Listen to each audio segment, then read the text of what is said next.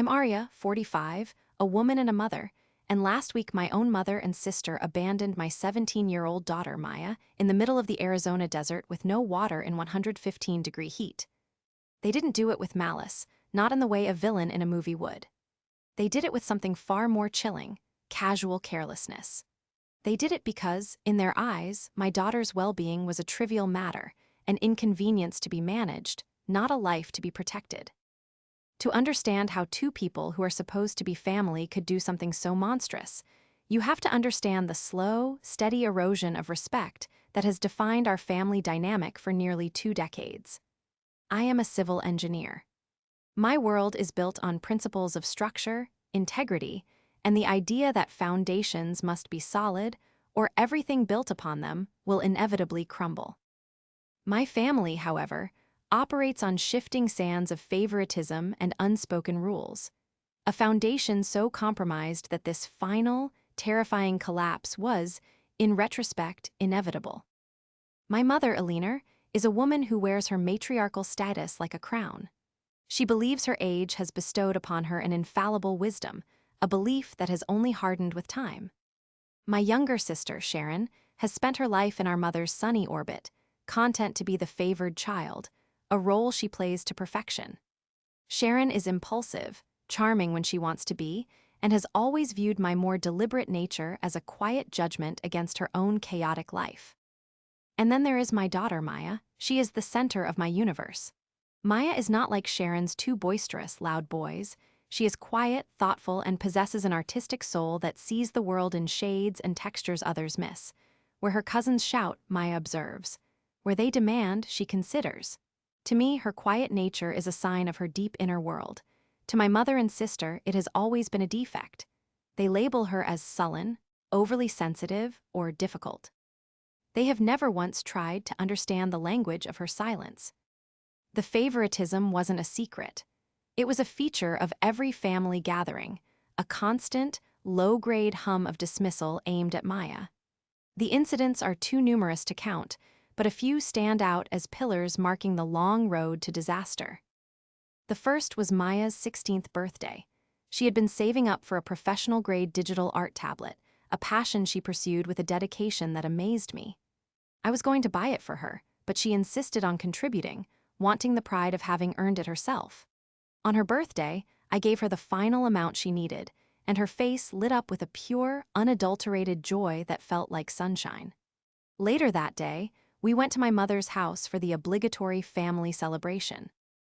My mother and Sharon presented Maya with their gift, a generic gift card to a department store. We didn't know what a teenager would want, my mother said with a dismissive wave of her hand, as if Maya were a stranger and not her own granddaughter.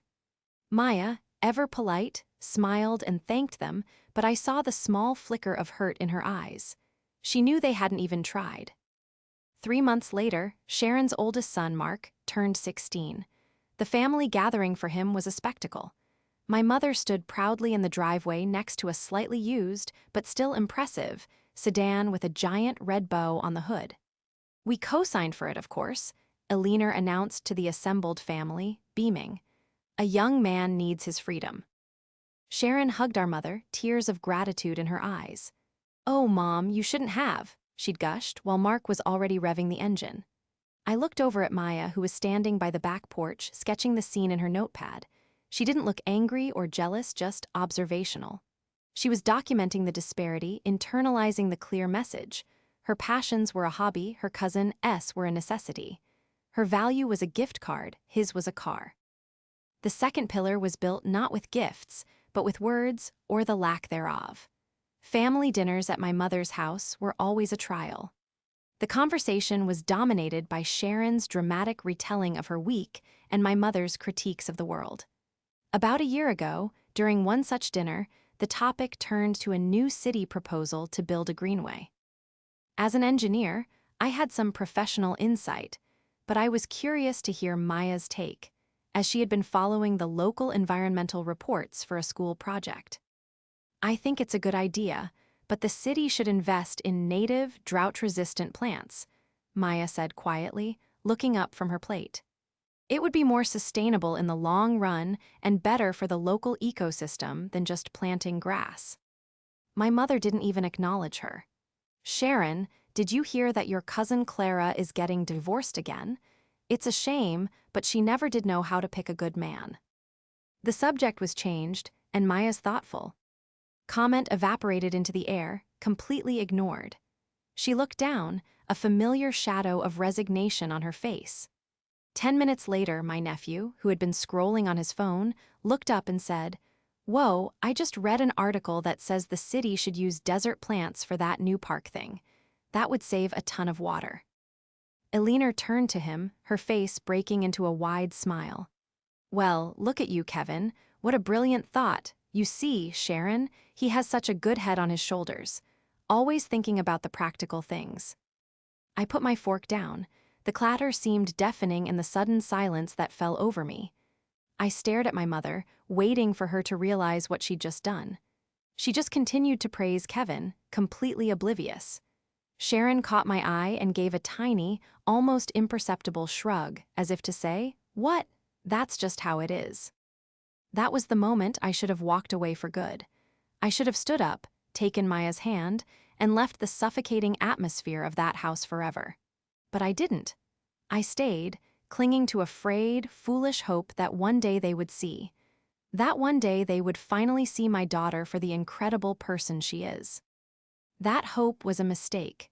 It was a weakness. And it's what put us on that road, driving into the blistering Arizona heat, on a family trip that I would come to regret for the rest of my life. The idea for the road trip was, predictably, my mother's. She had a romanticized notion of a last big family adventure before her grandchildren grew up and scattered to the winds. The destination was a national park a few states over, a place of majestic canyons and scenic drives.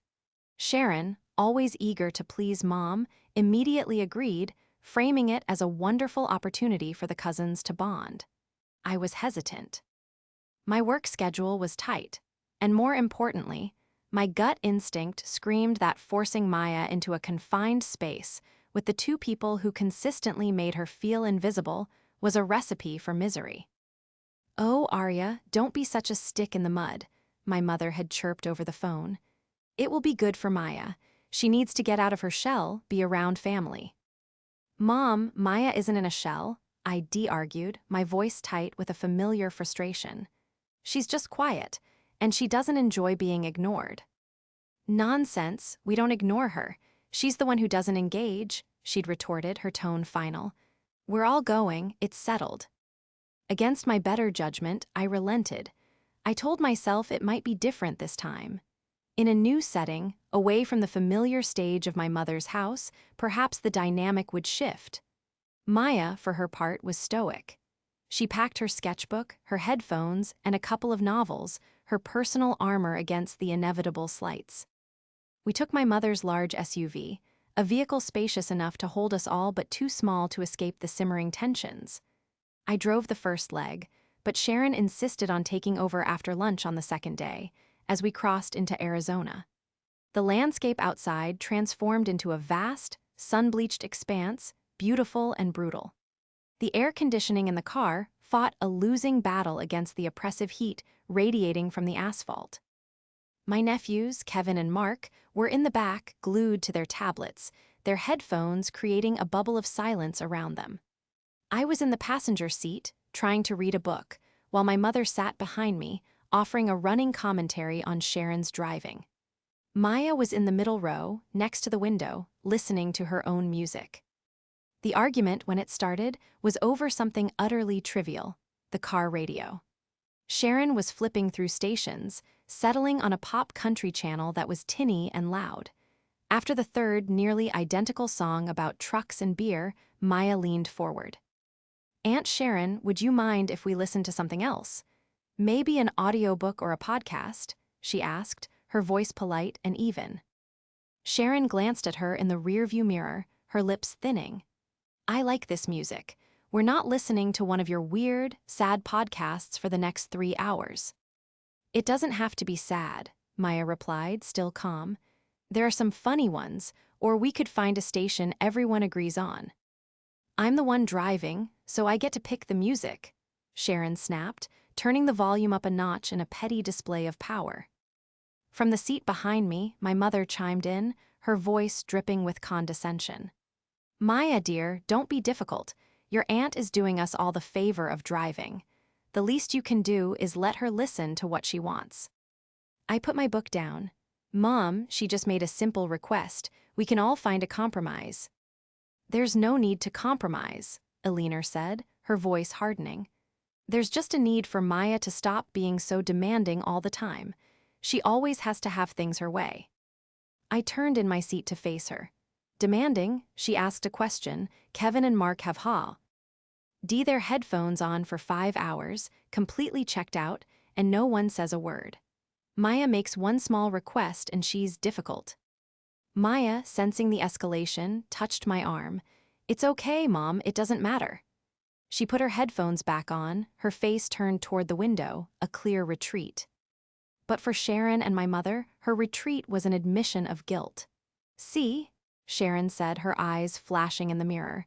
Now she's sulking. This is what she does. She causes a problem and then gives everyone the silent treatment. It's manipulative. She's just trying to keep the peace, which is more than I can say for you, I shot back, my own temper finally beginning to fray.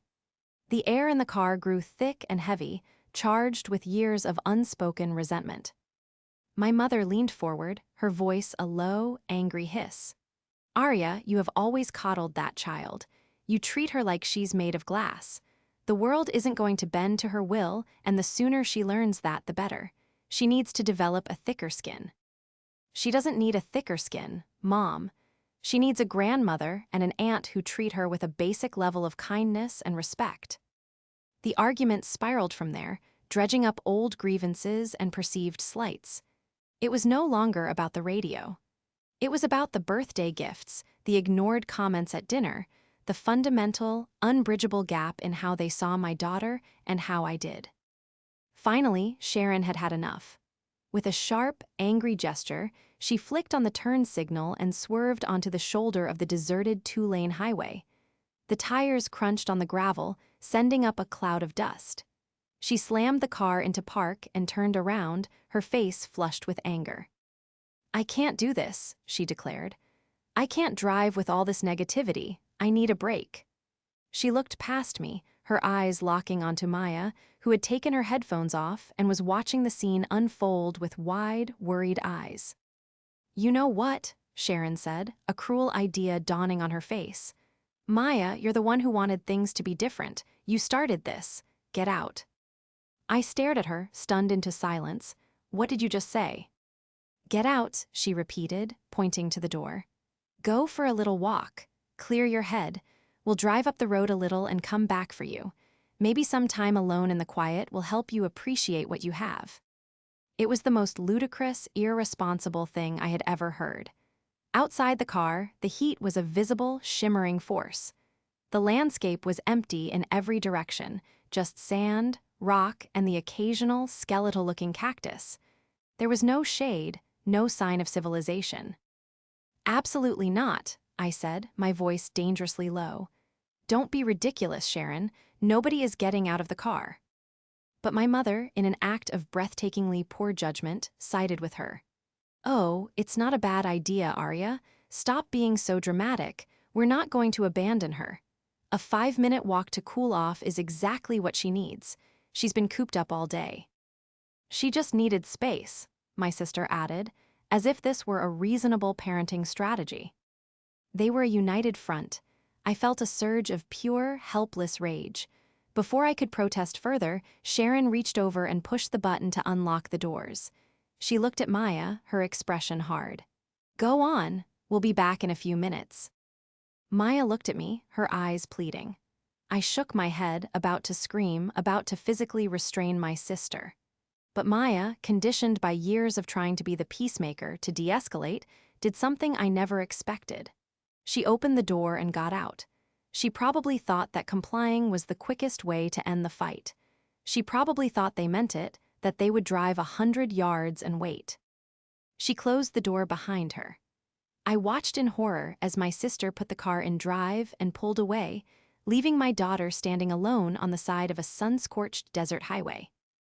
The image of Maya standing in the rearview mirror, shrinking into a small, solitary figure against the vast, hostile backdrop of the desert, is seared into my memory. The silence in the car was absolute, broken only by the hum of the engine and the strained blast of the air conditioner. My nephews finally looked up from their screens, sensing the gravity of the moment. Kevin's eyes were wide. "Are you really just going to leave her there?" he asked, his voice a nervous squeak. "We're not leaving her," my mother said sharply, though her voice lacked its usual conviction. "We're just driving up a little way. We'll turn around at the next crossing." "She'll be fine," Sharon muttered, her knuckles white on the steering wheel. She was trying to convince herself as much as anyone else. I didn't shout, I didn't scream.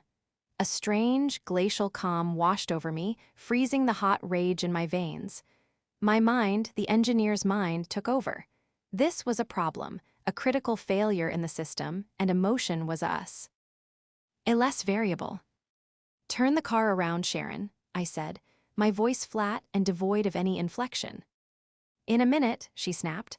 "I just need to cool off myself." She ruined the whole mood. "Turn it around now." We drove for what felt like an eternity, but my watch told me it was only 3 minutes. 3 minutes in 115-degree heat can be a lifetime. Every foot we traveled was another foot Maya might wander in the wrong direction, another foot of scorching asphalt between her and the relative safety of the car. The road stretched on, a shimmering black ribbon with no apparent turnoffs. "There's nowhere to turn," Sharon said, a note of panic finally entering her voice. She had committed to this foolish act of dominance, and now the logistics of her own stupidity were boxing her in. "Then pull over and let me drive," I demanded. My mother, sensing Sharon's resolve crumbling, tried to bolster it. "Arya, for heaven's sake, it has barely been 5 minutes. We'll see a place to turn around soon. She is a healthy young woman, not an infant." Her words, meant to be reassuring, were like gasoline on a fire. They revealed the depth of their ignorance, their complete disregard for the reality of the situation. This wasn't a suburban park. It was the desert, an environment that can kill the unprepared with shocking speed. We drove for another 5 minutes, then 10. The landscape remained stubbornly unchanged. Sharon was now actively looking for a place to turn, her earlier anger replaced by a dawning anxiety. My mother had fallen silent, her hands twisting a handkerchief in her lap. Finally, we came upon a small, unmarked dirt road branching off from the highway. Sharon slowed and made a clumsy 3-point turn, the tires spitting gravel. As we started back the way we came, a knot of dread tightened in my stomach. The featureless terrain all looked the same. "Do you remember exactly where we left her?" I asked, my voice still eerily calm. Sharon's eyes darted nervously to the rearview mirror. Of course, it was right by that big cactus. I looked out the window. There were hundreds of big cactuses. They all looked identical. We drove for 15 minutes, our eyes scanning the shoulder of the road. There was no sign of Maya. We drove past the point where I was certain we had left her, then turned around and drove back again.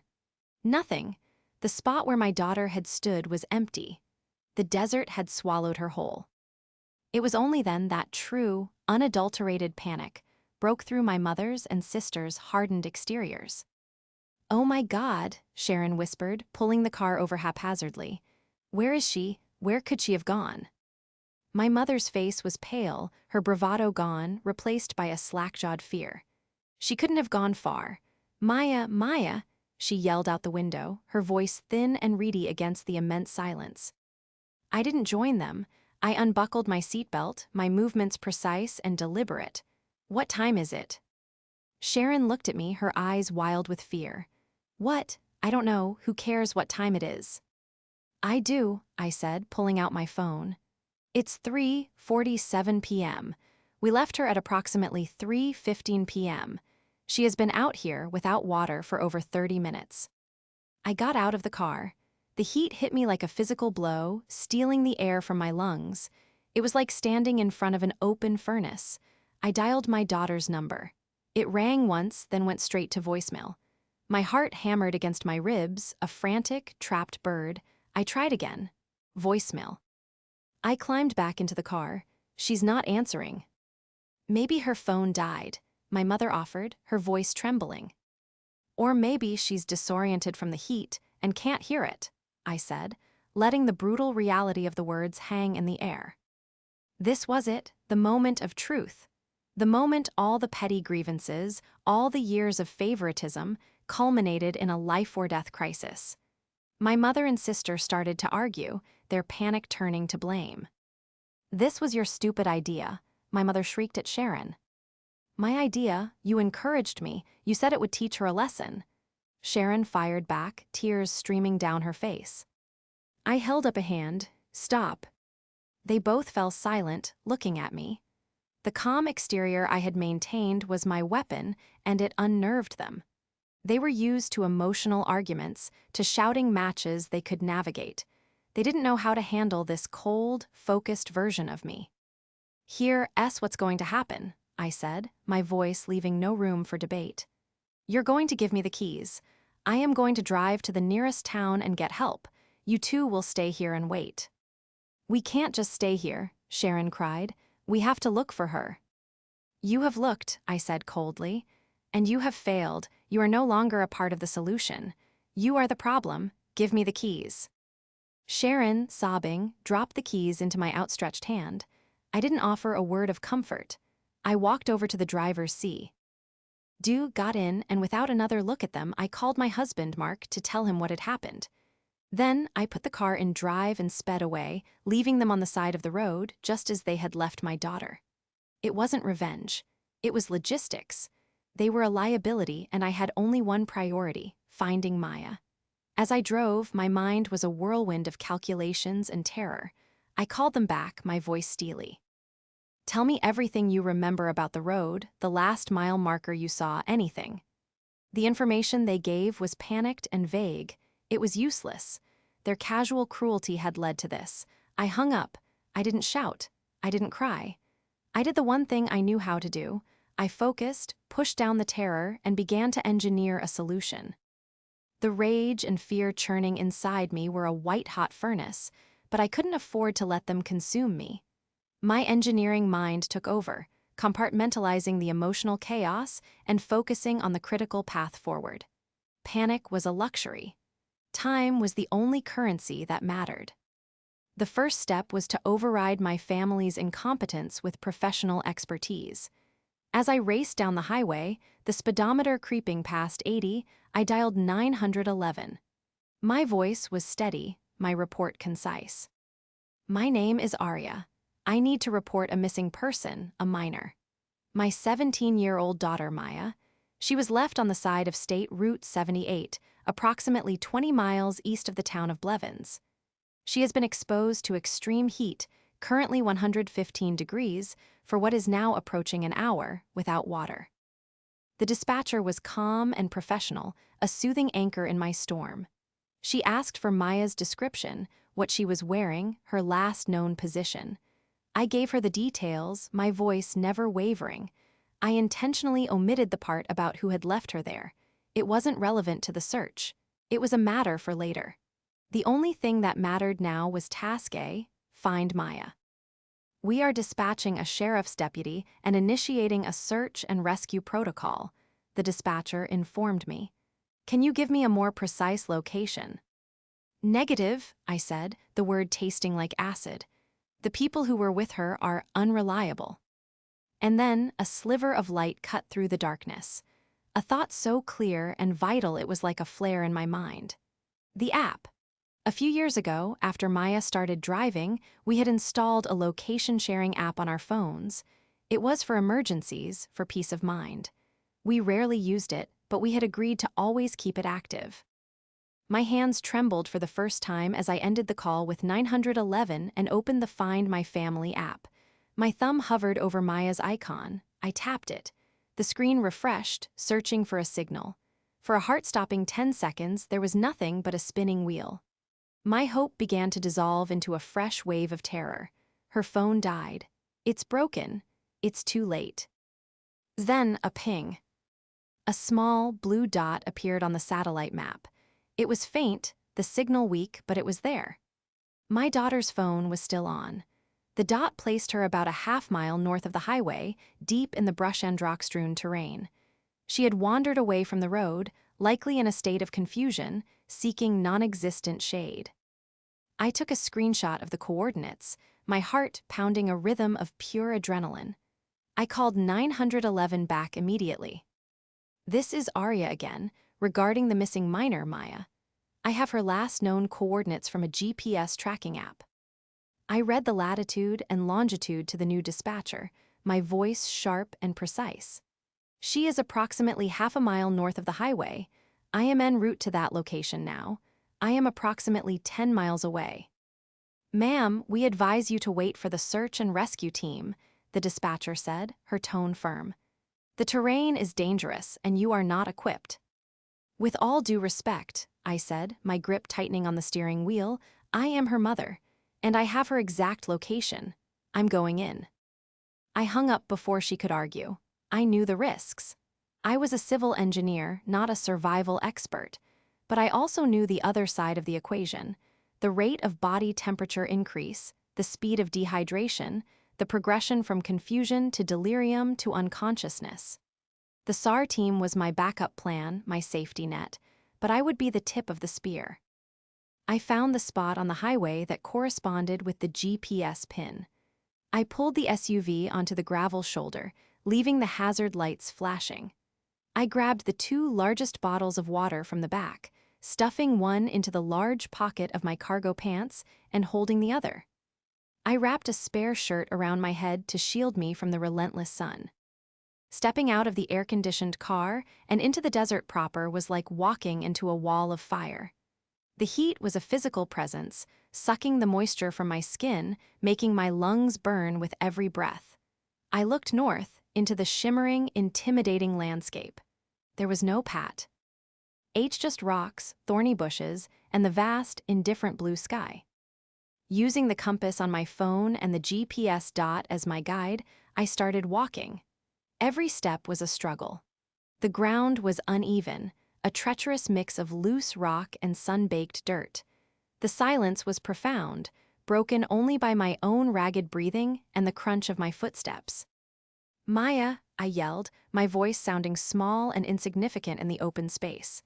"Maya, it's Mom, can you hear me?"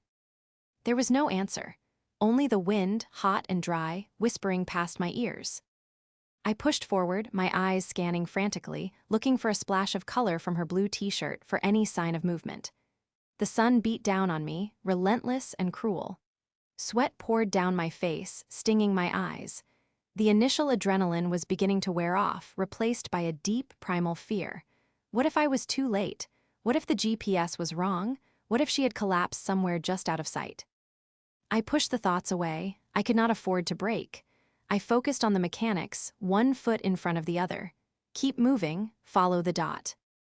After 20 minutes of desperate, heart-pounding trekking, my phone buzzed. It was a text from the sheriff's department. "SAR team is 15 minutes out. Maintain your position." I ignored it. I was close. The blue dot on my screen was almost on top of my own. She had to be right here. "Maya," I screamed, my voice cracking with desperation and dehydration. "Maya." And then I heard it, a faint, weak sound. "Mom." My head whipped around. The voice was so faint, I wasn't sure if I had imagined it. It came from the direction of a small, rocky outcrop 100 feet away. I scrambled towards it, my feet slipping on the loose stones. "Maya, where are you?" "Here." I rounded the edge of a large boulder and my world stopped. She was there, huddled in the sliver of shade cast by the rock. Her face was flushed bright red, her lips were cracked and pale, and her eyes were glassy and unfocused. She looked up at me, a flicker of recognition in her delirious gaze. "Mom," she whispered again, her voice a dry rasp. "I got lost." I dropped to my knees beside her, the relief so powerful it almost buckled me. I unscrewed the cap from the water bottle, my hands shaking so violently I could barely do it. "I know, baby. I know. I'm here now." I brought the bottle to her lips. Small sips, I said, my voice choked with emotion. Just small sips. She drank, the water dribbling down her chin.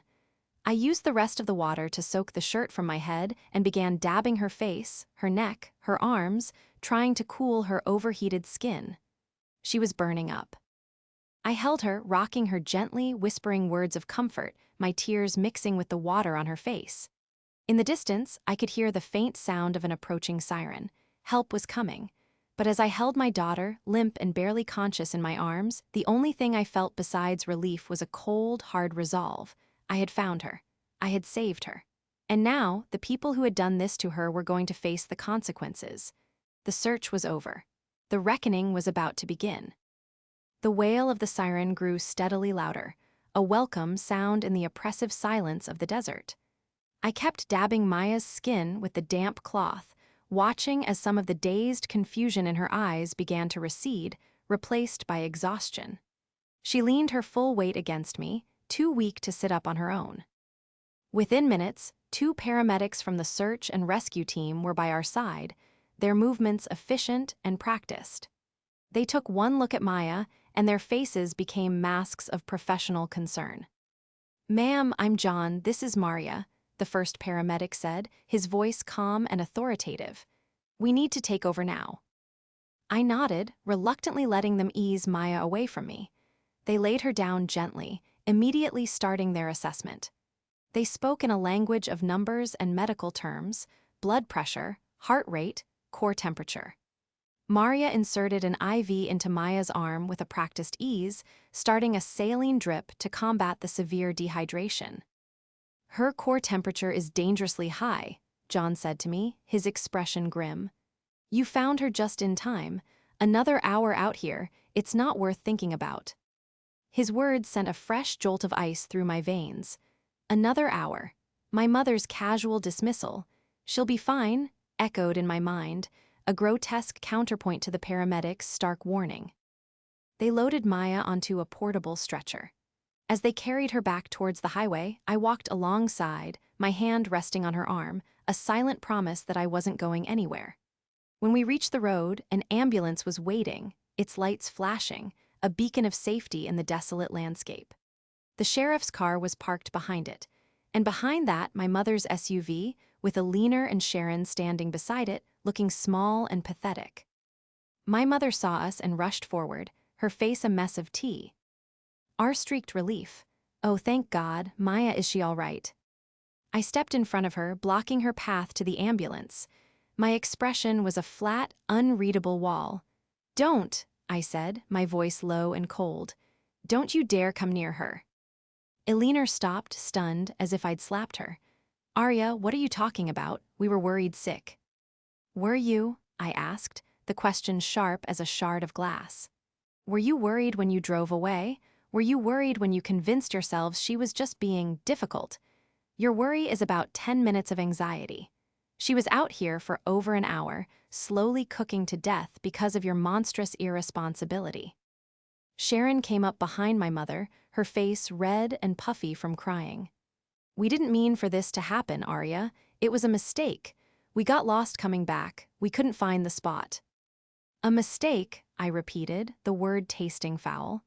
"A mistake is taking a wrong turn. A mistake is forgetting to buy milk. Forcing a child out of a car in the middle of the desert is not a mistake. It is an act of profound negligence. It is abuse." The paramedics had Maya secured in the ambulance.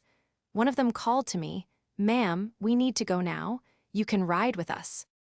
I turned my back on my mother and sister without another word. Their excuses, their tearful apologies, it was all just noise. It meant nothing. The only thing that mattered was in that ambulance. I climbed in, and the doors shut, sealing us away from them. The ride to the hospital in Blevins was a blur of beeping machines and the quiet, professional murmur of the paramedics. I held Maya's hand, which was cool now from the IV fluids. She was drifting in and out of a restless sleep. At the hospital's emergency room, a team was waiting. They whisked Maya away, and I was left in a sterile, white waiting room to fill out paperwork. My hands still shook as I tried to write my own name. A sheriff's deputy, a kind-faced man with a weary expression, approached me. "Ma'am, I'm Deputy Miller," he said gently. "I need to take your statement about what happened today." I looked up at him, and for the first time since that horrible moment on the highway, the dam of my control began to break. The tears I had refused to shed now came, hot and silent. I told him everything. I told him about the argument, about Sharon's cruel demand and my mother's enthusiastic agreement. I told him how they drove away, how they got lost, how they called it giving her space. He listened patiently, taking careful notes. He didn't interrupt. When I was finished, my voice raw and hoarse, he just nodded slowly. "I also took statements from your mother and sister," he said. "Their story largely corroborates yours, though they frame it a bit differently." "I'm sure they do," I said bitterly. A doctor came out then, her face serious. "Arya, you can see your daughter now." I followed her into a small room where Maya was lying in a hospital bed, looking small and pale against the white sheets. She was awake, her eyes clear for the first time in hours. "The good news," the doctor said, "is that we got to her in time. The IV fluids are working, and her core temperature is returning to normal. She is suffering from severe dehydration and heat exhaustion, but it doesn't appear there will be any permanent organ damage. She is incredibly lucky." She paused, her gaze meeting mine. "I want to be very clear. Luck is the operative word here. A person can suffer fatal heatstroke in these conditions in less than an hour. What happened to her today was not just a case of getting lost on a hike. It was a life-threatening event." I sat down next to Maya's bed and took her hand. She squeezed it weakly. "I was so scared, Mom," she whispered. "I know, baby, I know," I said, stroking her hair. "But you're safe now. Everything is going to be okay." And in that moment, I made a promise to her and to myself. I would make sure she was safe, always. Not just physically safe, but safe from the casual cruelty and toxic neglect of the people who were supposed to love her most. They had drawn a line in the sand, and I would make sure they were never, ever allowed to cross it again. The next steps were already forming in my mind, a clear, logical progression. This was not the end. This was the beginning of the end for them. Maya was kept in the hospital overnight for observation. I never left her side, refusing the nurse's offer of a more comfortable chair in a waiting area. I sat in the hard plastic visitor's chair, watching the steady rise and fall of her chest, listening to the quiet beep of the heart monitor, a sound that was infinitely reassuring. Every time she stirred, I was there, offering a sip of water or a quiet word. The rage I felt had subsided, cooling into something harder and more durable: resolve. My phone buzzed intermittently with texts from my sister and frantic, missed calls from my mother. "Arya, please, just tell us how she is. We're at a hotel in town. We are so sorry. Please call me. Your mother is beside herself. You're tearing this family apart by shutting us out." That last text from Sharon solidified my decision. Tearing this family apart. As if the family wasn't already a fractured, broken thing. They saw my silence not as a consequence of their actions, but as an attack. They still didn't understand. They were incapable of understanding. Their concern wasn't for Maya's well-being. It was for their own comfort, for the restoration of a status quo where their actions had no real repercussions. I didn't reply. I simply blocked both of their numbers. The silence was a relief. The next morning, after the doctor gave Maya a clean bill of health and signed her discharge papers, I drove her to the small hotel where I had checked in the night before. I settled her into the room with food and a stack of movies, making sure she was comfortable. She was quiet, the trauma still clinging to her like a shadow, but the physical color had returned to her cheeks. She was safe. Now I could execute the next part of my plan. I didn't shout. I didn't send a long, angry text message detailing their failings as human beings. Emotion was their currency, and I was refusing to trade in it any longer. This was a structural problem, and it required a structural solution. I went into the hotel bathroom for privacy and pulled up the contact for my lawyer, a man named Ben Carter who had handled some contract negotiations for my firm. He was sharp, unflappable, and possessed a voice that could make a simple question sound like a legal binding. "Ben, it's Arya," I said when he answered. "I have a personal situation that requires your immediate assistance. It involves child endangerment and reckless abandonment." I laid out the facts of the past 24 hours in the same calm, dispassionate tone I had used with the 911 dispatcher. I told him about the history of their behavior, the incident in the car, leaving Maya in the desert, the medical diagnosis of severe heat exhaustion, and the sheriff's report that had been filed. Ben listened without interruption. When I was done, there was a brief pause on the line. "Arya, I am so sorry you and your daughter went through that," he said, a note of genuine empathy in his professional voice. "This is horrifying. What is your objective here? What do you want to happen?" "I want them to understand," I said, my voice quiet but firm. "Not emotionally. I want them to understand, in a language they cannot dismiss or argue with, the legal gravity of what they have done. I want them to know that their actions have consequences that go beyond a family argument, and I want to ensure they can never, ever get close enough to hurt my daughter again." "Understood," Ben said. "A restraining order is certainly in order, and given the police report, they could face criminal charges. Let me make a phone call. What is the name of the hotel where they are staying?" I gave him the information Sharon had inadvertently provided in her texts. "All right, Arya," Ben said. "Leave this with me. Focus on your daughter. I'll be in touch." I hung up, a strange sense of peace settling over me. I had outsourced the confrontation. I had taken our family's broken, dysfunctional dynamic and placed it in the cold, clear, unforgiving light of the law. 2 hours later, my phone rang. It was Ben. "The call has been made," he said. "And?" I asked, my heart beginning to beat a little faster. "I called the hotel and asked to be put through to a leaner's room. Your sister, Sharon, answered the phone. I introduced myself as your legal counsel." Ben paused. There was a very long silence after I said that. He continued. "I informed them that, given the events of yesterday and the official report filed with the county sheriff's office, I was calling on your behalf.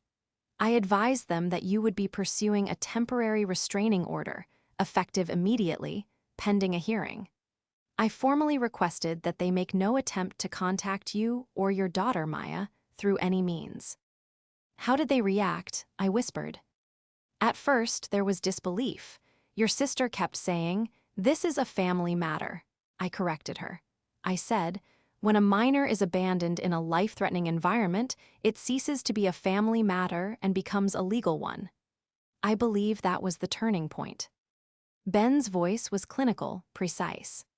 I then stated, for the record, that my office would be in contact with the district attorney's office regarding potential charges of felony child endangerment. I told them that their actions, as documented by medical staff and law enforcement, constituted a clear and severe breach of their duty of care. He took a breath. There was more silence. I could hear your mother in the background, her voice shaky. Then your sister got back on the phone. Her tone had changed completely. All the fight was gone. She just said, "We you." Understand, and then she hung up. I closed my eyes, picturing the scene in that hotel room. The two of them, my mother and my sister, who had always been so certain of their position, so confident in their ability to control the narrative. I imagined the phone call, the cold, official voice of a lawyer speaking of felonies and restraining orders. I imagined their blustering excuses dying on their lips. I imagined their faces, their expressions of indignation crumbling, first into confusion, and then into the stark, white-faced pallor of pure, unadulterated fear. The kind of fear that comes when you finally realize you are not above the rules, and that your actions have a price you will be forced to pay. That was the call. That was the moment their world, the one they had built on a foundation of casual cruelty, finally and irrevocably cracked. The drive home from Arizona was quiet. Maya slept for most of it, the physical and emotional exhaustion finally catching up to her. I drove in silence, the desert landscape rolling past my window, no longer looking hostile but merely empty. It was a blank slate. That's what our lives felt like now. We had excised a part of our family, a part that had been festering for years, and now there was just space. We returned to a house that felt blessedly peaceful. There were no impending, obligatory family dinners to dread. No phone calls filled with passive-aggressive comments. The silence was complete, and it was healing. The legal process moved with surprising speed. Ben was true to his word. A temporary restraining order was granted based on the sheriff's report and the hospital records. A hearing was set. My mother and sister hired a lawyer of their own, who, after reviewing the evidence, likely advised them that their best course of action was to comply. They did not contest the order. It was made permanent, a 100-yard legal barrier that felt as wide and impassable as the Grand Canyon. Ben also spoke with the district attorney's office.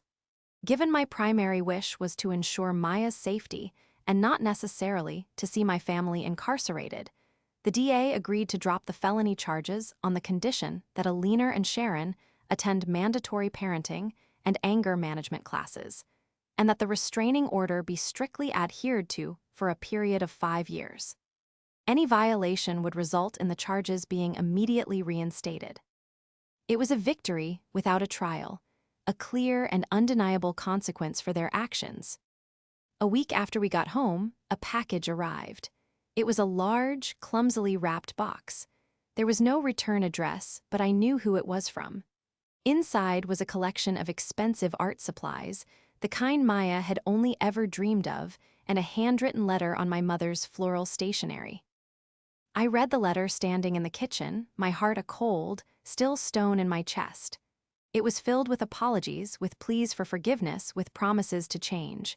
It spoke of their deep regret and their love for Maya. It was everything they should have said for the last 17 years, and it meant nothing. It was a letter written under the threat of legal action, a gesture born of fear, not of genuine change. I took the letter and the box of art supplies, and I put them in the trunk of my car.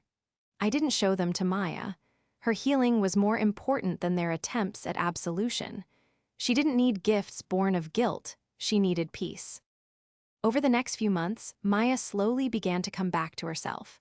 She spent hours in her room, not sketching in her notepad anymore, but painting on large canvases. The colors were bold, the strokes confident. She was painting the desert. Not the terrifying, empty landscape of her trauma, but a new version of it, one filled with vibrant life, with resilient flowers blooming between the rocks, all under a vast, peaceful sky.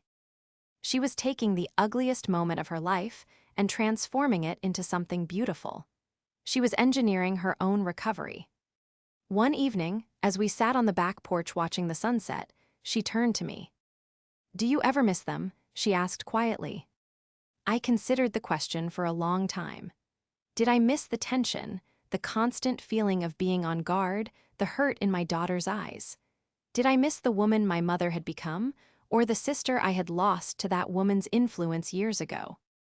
"I miss the idea of them," I said finally. "I miss the grandmother and the aunt you should have had, but the people they became? No, I don't miss them. I feel relief." She nodded, a small, understanding smile on her lips. "Me too." That was when I knew I had made the right decision. Protecting my daughter didn't just mean shielding her from physical harm. It meant protecting her spirit, her sense of self-worth, her right to be loved for who she is, not for who others want her to be. I didn't shout. I didn't scream. I simply built a wall. A strong, solid, unbreachable wall founded on the simple, powerful PR. Simple that my child's safety is more important than anyone else's feelings. The foundation of our new, smaller, but infinitely stronger family was finally secure. So I have to ask you, the YouTube audience, a question. When you are faced with a family dynamic that is not just toxic, but dangerously negligent, where do you draw the line? I chose to draw it with lawyers and restraining orders. Some might say that was too harsh, that I should have found a way to forgive, to keep the family together. But when keeping a family together means sacrificing the safety and well-being of your child, is it really a family worth keeping? What would you have done?